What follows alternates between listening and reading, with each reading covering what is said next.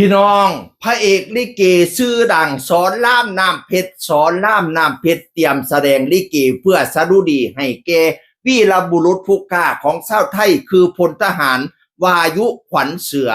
อายุ17ปีสังกัดร21ร31พันสามหลังจากโดนสะเก็ดระเบิดวิถีโกงจากประเทศเขมรแล้วก็ไปพักรักษาตัวอยู่โรงพยาบาลพนมดงรักสุดท้ายก็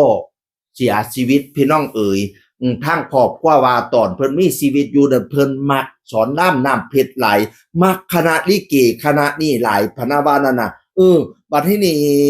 ทั้งสอนรามน้ำเพชรฮู้ก็เลยให้สัมภาษณ์กับนักข่าวดีใจหลายที่อันพลทหารว่าอยู่เนี่ยเป็น FC แล้วก็ชื่นชอบพนะว่าเพื่อเป็นการสดุดีให้กับพลทหารว่าอยู่และทหารผู้กล้าทุกนายในวันนั้นตนเองจะแสดงลิเกเรื่องกองพันทหารเพียรพนาวาซึ่งเรื่องเนี่ยนะสิเป็นการ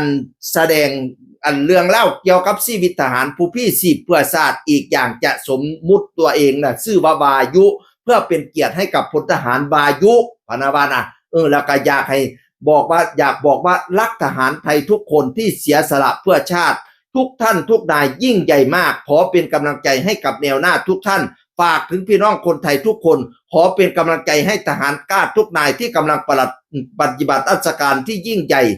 หลังจากนี้ตนเองและคณะนอกจากจะเป็นกำลังใจและรวบรวมสิ่งของเครื่องใช้อาหารนำไปมอบให้ทหารแนวหน้าในเร็วๆนี้ประสันบานานะแล้วก็สิแสดงลิเกให้กับพลทหารว่ายุพร้อมเนื่องจากพลทหารว่ายุนี่มักลิเกมักสอนรามน้ำเพชรหลายฮู้ว่าเพิ่นมักขนาดคิ้วบ่ว่างดิแล้วก็เคี่ยคิ้วให้นี่สิได้คิ้วประมาณ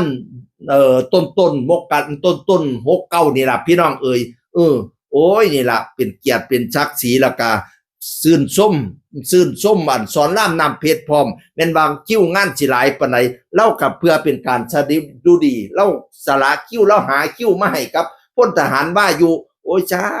ธุเด้อสาธุนำทั้งสองคนสาธุนำลิกเอกลิเกสอนรามพร้อมสาธุนำพลทหารว่าอยู่ขวัญเสือพร้อมให้ได้เป็นเทพบุตรเทพดาอยู่เมียงป่าเมียงสวรรค์ผู้เด้อไปเป็นนายพลนายพันอยู่เมียงป่าเมียงสวรรค์ผู้เด้อเสวยอาหารทิพย์เสวยปราชาทิพย์เสวยแต่แนวทิพย์อยู่เมียงป่าเมียงสวรรค์ผู้เด้ออีพอคอยเอ่ย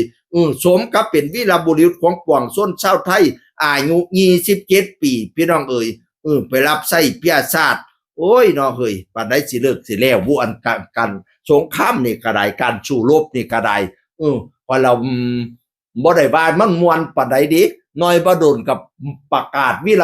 บุรุษคนที่20เท่านั้น20เท่านี้โอ้ยมันล่ะมีซุมื้อเนาะเฮ้ยผู้เป็นพ่อเป็นแม่ที่เนาะตาลิโตนเพิ่นผู้เป็นญาติพี่น้องกับตาลิโตนเพิ่นความจริงก็บอกว่าภูมิใจอยู่ความลึกๆมันก็ต้องเสียใจแน่ล่ะพี่น้องเอ๋ยเป็นกำลังใจให้ครอบครัวทหารสุผู้สุคนเด้ออยากให้ยุตินั่นละบ่อยากให้ยืดเยื้อหรอกค่อยก็ได้เสียงอื่นคนเก่าเว้าสู่ฟังสวัสดีครั